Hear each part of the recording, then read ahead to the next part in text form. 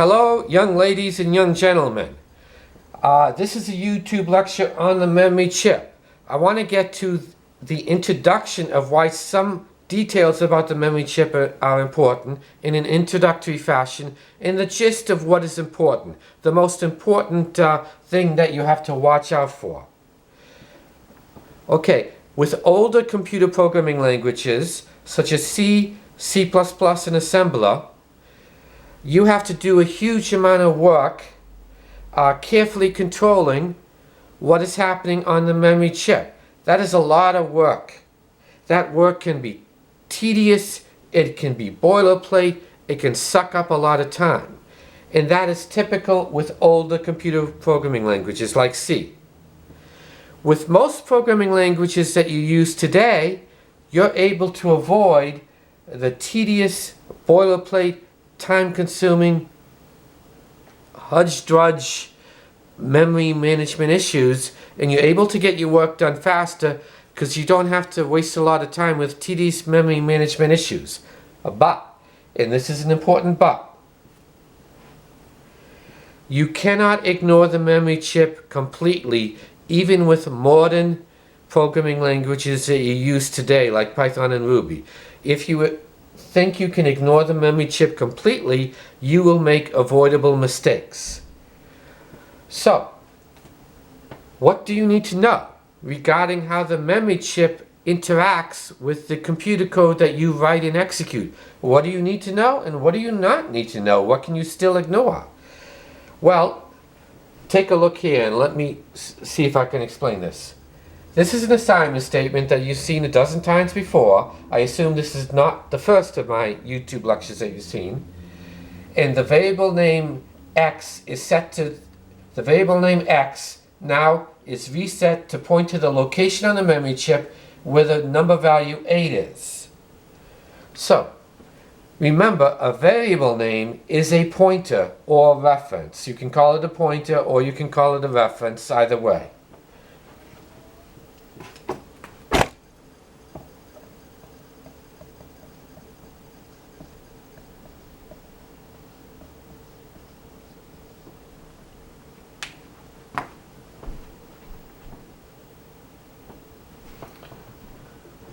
Pointer or reference, that's an A.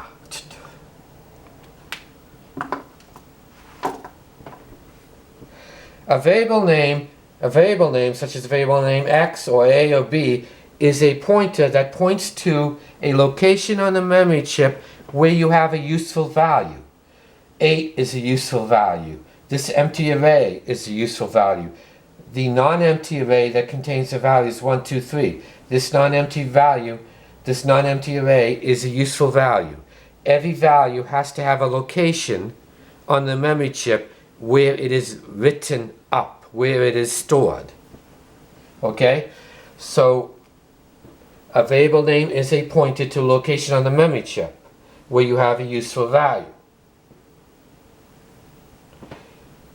But it's not just variable names. It is not just variable names. Pointers or references are all over the place. They're everywhere. Your computer code uses them everywhere. And typically, pointers to locations on the memory chip where there is a useful value are typically either variable names or inside of a data structure. If you have a value that's more complex than a number or string, then it's a complex value, a complex data structure with many pieces connected together.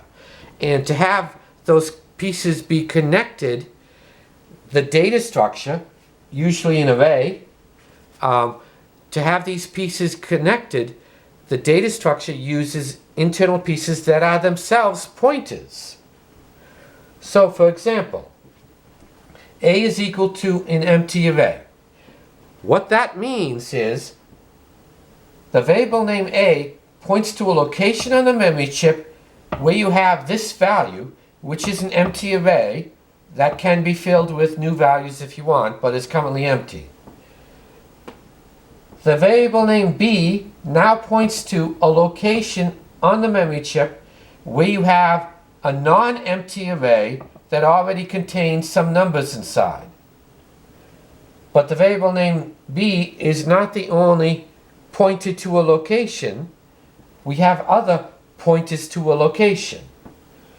Because in the first slot in the array, we have a pointer to the location on the memory chip where is stored the number value 1. In the next slot inside the array, we have a pointer to a location on the memory chip where is stored the number value 2. And here we have 3 as the last item. So in the last slot in the array, we have a pointer to another location on the memory chip where you have the number value 3 stored. These internal pointers inside the data structure can be easily reset to point to a new location on the memory chip where you have a new value. That's why those pointers are used inside data structures, because they can be easily reset, moved from one value to another, from one location to another location.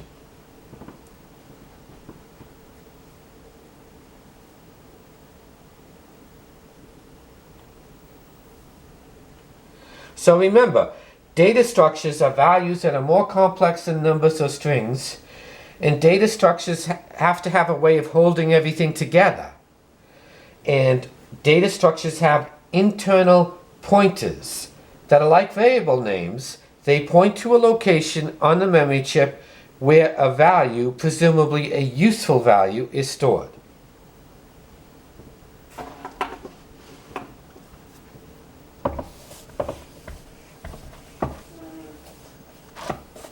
Let me show you another example.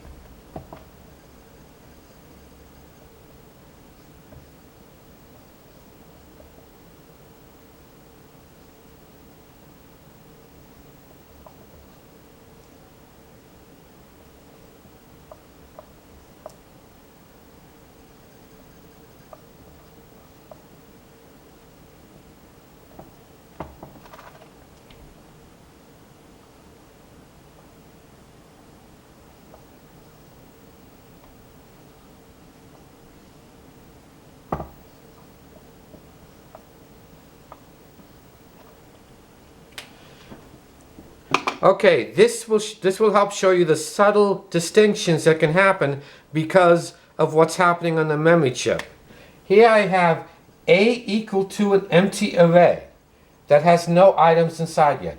B equal to an empty array that also has no items inside it. Okay, put the value 1 into this array, put the value 2 into this other array, put the value 3 into the first array. Okay? Now, this is the shift operator, which is Ruby syntax, but it's a little bit different for Python or whatever programming language. But what I'm saying is, if you have an empty array, put this item inside it. Okay? Put this item inside it. If the array is non-empty, add another item and put it inside it. So, this is what's important for you to understand. Here, A points to an empty array on the memory chip. But important, this is important. B points to, when you do these two assignment statements, B points to an empty array, but it's a different copy. The variable name B points to a different copy of an empty array at a different location on the memory chip, which is why things happen like this. I put the number 1 into the array that A refers to. I put the number 2 into the array that B refers to. I put the number 3 into the array that A refers to. But these are two different empty arrays at two different locations on the memory chip. So what happens is you have two arrays. When this is finished, the numbers 1 and the numbers 3 have been put into the first array, but this is a different array at a different location on the memory chip. The number 2 has been put into the second array. This is subtle. Now take a look at this. I do something different. I do A equal empty array. This is an empty array. I do B equal A. But as a result, because I do B equal A, the variable name B now points to the exact same copy of the same data structure, same location on the memory chip. The variable name B points to the same location on the memory chip as the variable name A. There's only one array here. There's only one location where I put an empty array here. The variable names B and A now point to the same array. So things happen a little bit differently here. For that reason, it's this subtle distinction is why you cannot ignore the memory chip. I put 1 into the array that A refers to. But the array that A refers to or points to, the array that A points to, is the same array as the array that B points to. So when I put 1 in and 2 in and 3 in, they're all going into the same array. So the net result is I do not have 2 arrays on the memory chip. I have only one location on the memory chip, only one array, and all these number values all go into the same array. And so when this is finished, I don't have 2 arrays, I have just one array, and all 3 number values have all been put into the same array. See the difference between this and this? And it is because I do B equal A here, which now points into the same empty array, whereas here, B equal empty array, which means I make a new copy. With this, I make a new copy of a new empty array that is a different location than this earlier empty array. That's important to understand. This example is good at making you understand why understanding the memory chip is important to writing computer code that does not have mistakes. So the gist of it is this. Here basically is the gist of it. Here's the most important reason why you cannot completely ignore the memory chip. All the time when you're developing computer code, okay, say this hand is a pointer. This hand is a pointer. It could be a variable name, or it could be a piece inside a data structure that points to a location on the memory chip. And this hand is another pointer, okay, which could be either a variable name or an internal piece inside an array or other data structure that points to a location on the memory chip where there's a value. So all the time, you will be in a situation all the time where you have 2 pointers to 2 values, okay? And all the time, you're in a situation where you're developing computer code, you have 2 pointers to 2 values, and sometimes you have to ask yourself the question, are these 2 values connected in a way that I did not anticipate? You could have 2 pointers to 2 different values that are completely not equal. That can happen, okay? You could also have more subtle situations.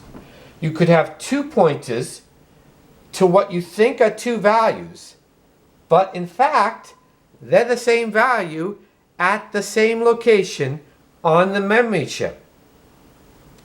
These 2 pointers are pointing to the same location on the memory chip, the same value, same location, and if you're not aware of that, you're going to make foolish mistakes.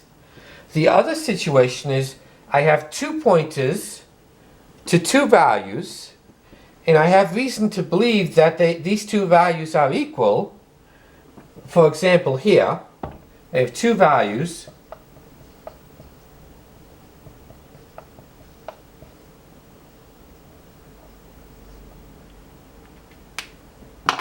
So these 2 values are basically equal. They're both arrays, they both have 3 items inside, and they both have the values 1, 2, 3 inside. So they look equal, right?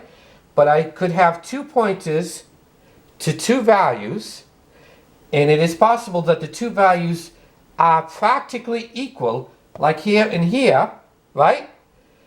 But they could be two copies at two different locations. You can have two values that are practically equal, like this and this, but they are two different copies at two different locations on the memory chip.